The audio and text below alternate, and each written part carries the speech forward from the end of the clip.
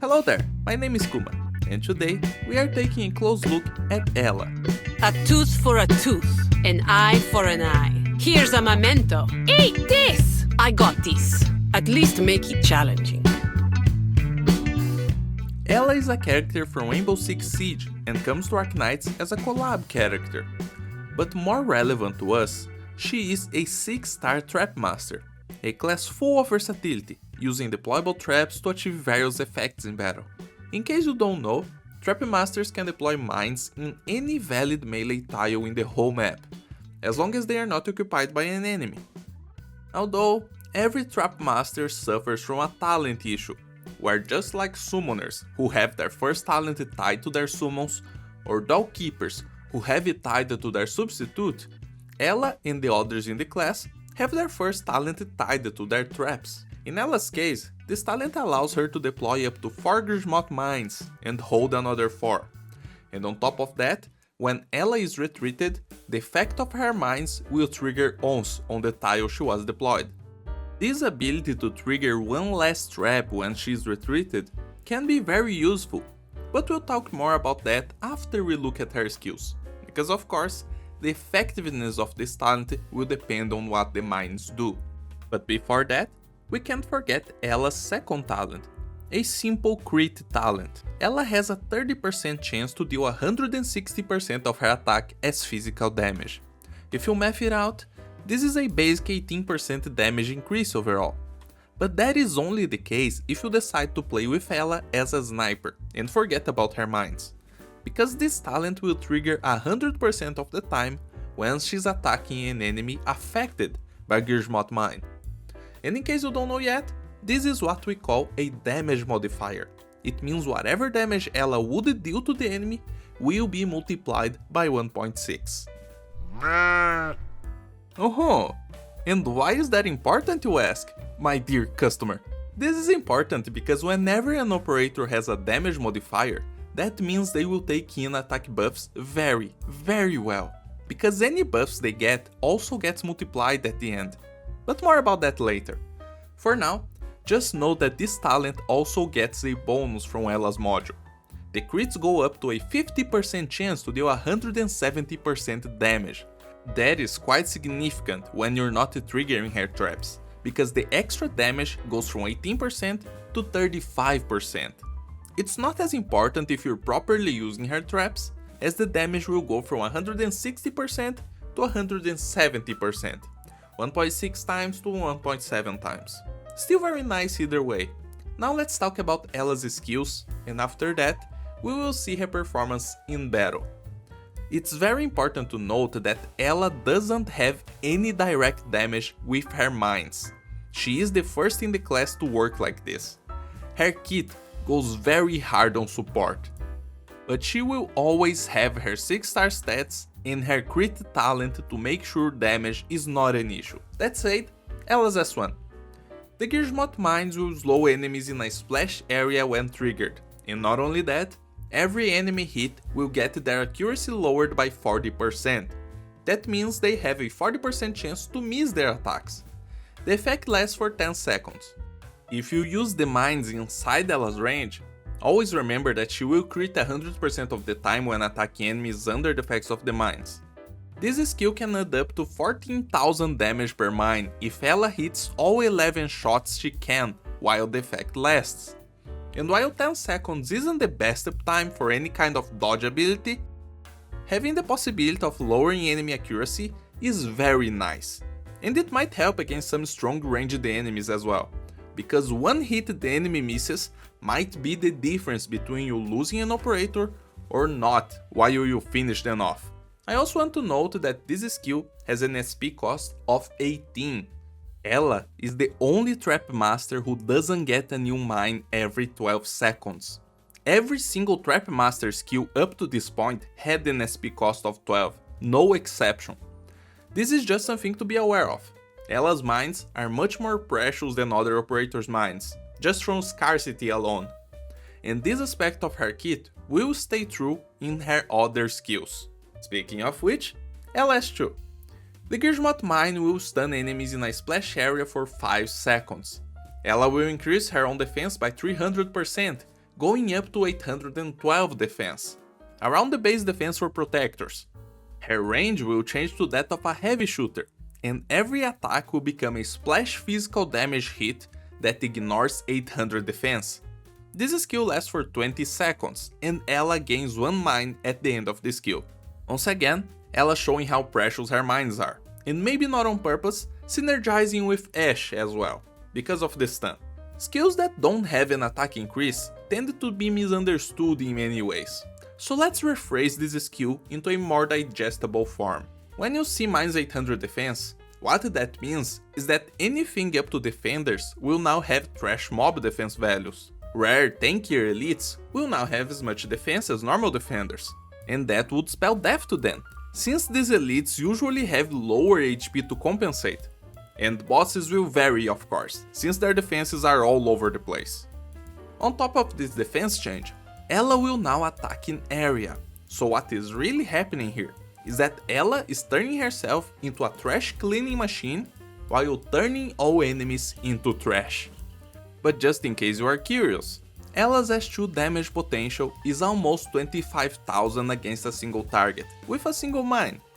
You could theoretically use 4 mines during the skill and make the damage potential go up to 29,000, and of course if you want to see the number go higher, you just say that she's attacking more enemies. Now let's see her S3. In this skill, the Gizmoth mine will inflict both slow and 35% fragile in a splash area for 7 seconds.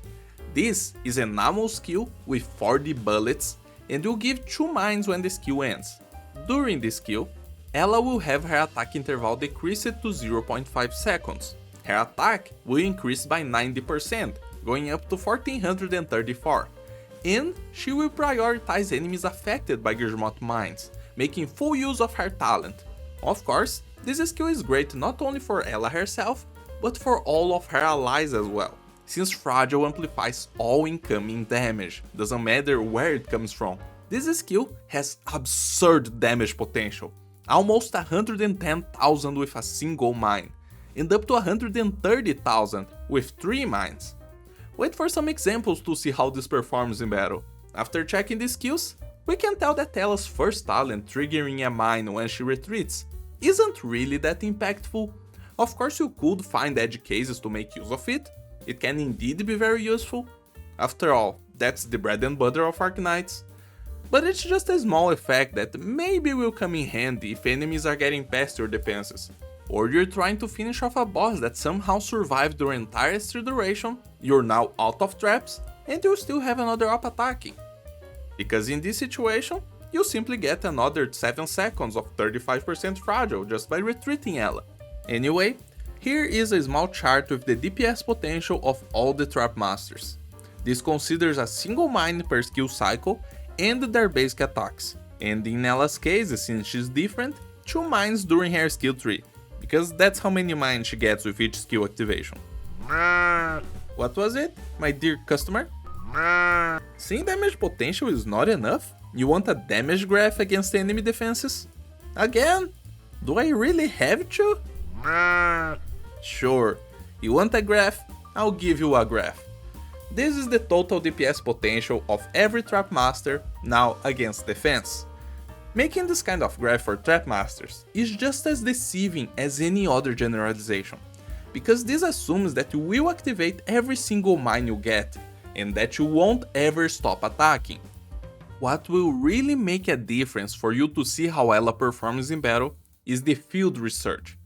So why don't we get to it? I would just reinforce that the Ela I'm using doesn't have masteries or the module yet, and that is very significant, especially on her S2, because her defense debuff goes from 500 to 800, and the talent gets a big chance increase from the module. Keep that in mind as you watch the clips.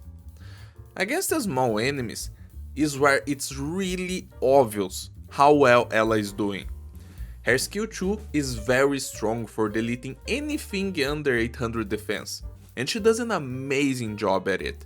She doesn't have enough damage in one skill cycle to wipe out defenders, but if you're just holding a normal lane with her, you won't have issues with a couple of those surviving the first activation. Since this skill is offensive recovery, she will take only 13.6 seconds to recharge, and the skill having 20 seconds of duration turns it into an amazing skill cycle. Usually lack of ASPD can be a bump on the road to success for AoE operators, but in Ella's case, she doesn't lose any of her natural ASPD using this skill. She keeps her 0.85 seconds attack interval. You would need a bunch of elites who can't take damage or have too high of a defense to beat Ella and her lane holding. But hey, that's great, right? Since we are talking about trash enemies, having issues with elites can't really be a negative. But when it comes to elites, Ella will find issues sometimes. Her attack isn't really the highest, she has very close stats to anti-air snipers, they are just a bit higher, and we do have elites with very high defense and or HP values since the first year of the game, so you will find enemies who can stop her damage anywhere you go. It's very important to remember that even if you can break the enemy defenses, you still need a damage surplus to be able to kill them. And if we're talking about elite lanes, maybe Ella doesn't have time to recharge her skills between each enemy, but it really depends. There are elites with a lot of HP and not a lot of defense, and these enemies can be deleted by Ella using her S3. Some of them will die to her S2 just as well, maybe they just don't have enough HP for it to be a problem. And you will also have some enemies that won't even notice that Ella is hitting them. Those cases will happen. But even in these cases, Ella could still give support with her traps in any situation. After all, she can stun with her S2, slow and apply fragile with her S3, and maybe save someone with her S1. And being able to deploy mines around the enemies instead of having to pre-deploy them on the map, that is quite comfy, and you will find yourself making full use of that aspect that Ella has. And that is something that really will help against bosses. Because Ella isn't really here to solo bosses. Don't get me wrong, she definitely can. She is a 6-star after all, and as we saw, she has big number on her S3. Even her low attack might not mean much, when even to this day, we have new bosses being released who have low defense values. But of course, that's not true for all bosses. She will be walled by many of them. Ella feels much more like a support who happens to deal damage than a straight up damage dealer. If you pair Ella's S3 with anyone else, you will be making full use of her Grismot mines and that amazing fragile effect. Even if you want Ella helping in a different lane during the stage, you can still use her mines in the boss outside her range. It's just important to note that the mines won't trigger on flying enemies, they are still mines after all. Send a message to Minimalist and his freaking drone. But as I said before, Ella has a great potential for utilizing attack buffs. So if you bring your Bard, your Warfarin, or whatever else you can think of, you will see Ella performing as the star of the show. Yes, my dear customer, I'm sure you're excited to play with Ella. But don't forget to leave your opinions in the comments and like the video if you enjoyed the review. I hope everyone has a very nice day. Peace out.